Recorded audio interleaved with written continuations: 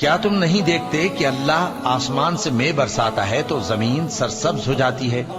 بے شک اللہ مہربان ہے، خبردار ہے۔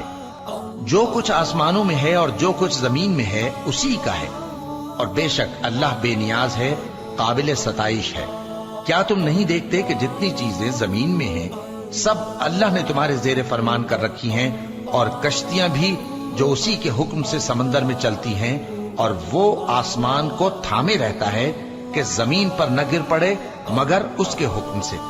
بے شک اللہ لوگوں پر نہایت شفقت کرنے والا مہربان ہے۔ اور وہی تو ہے جس نے تم کو حیات بخشی، پھر تم کو مارتا ہے، پھر تمہیں زندہ بھی کرے گا، اور انسان تو بڑا ناشکرا ہے۔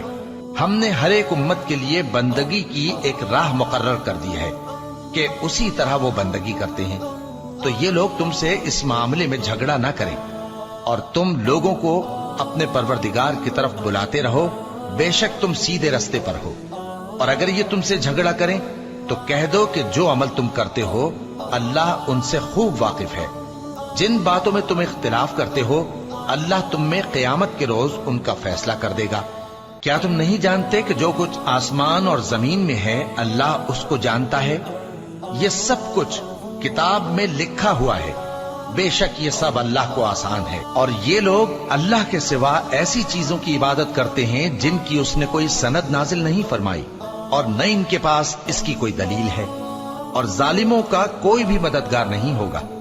اور جب ان کو ہماری صاف صاف آیتیں پڑھ کر سنائی جاتی ہیں تو ان کی شکل بگڑ جاتی ہے، اور تم ان کے چہروں میں صاف طور پر ناگواری دیکھتے ہو۔ ایسا لگتا ہے کہ جو لوگ ان کو ہماری آیتیں پڑھ کر سناتے ہیں ان پر حملہ کر دیں گے۔ کہہ دو کہ میں تم کو اس سے بھی بری چیز بتاؤں، وہ دوزخ کی آگ ہے جس کا اللہ نے کافروں سے وعدہ کیا ہے، اور وہ برا ٹھکانہ ہے۔ لوگوں، ایک مثال بیان کی جاتی ہے، اسے غور سے سنو کہ جن لوگوں کو تم اللہ کے سوا پکارتے ہو وہ ایک مکھی بھی نہیں بنا سکتے اگرچہ اس کے لیے سب اکٹھے ہو جائیں، اور اگر مکھی ان سے کوئی چیز چھین لے جائے تو اسے اس سے چھڑا نہیں سکتے۔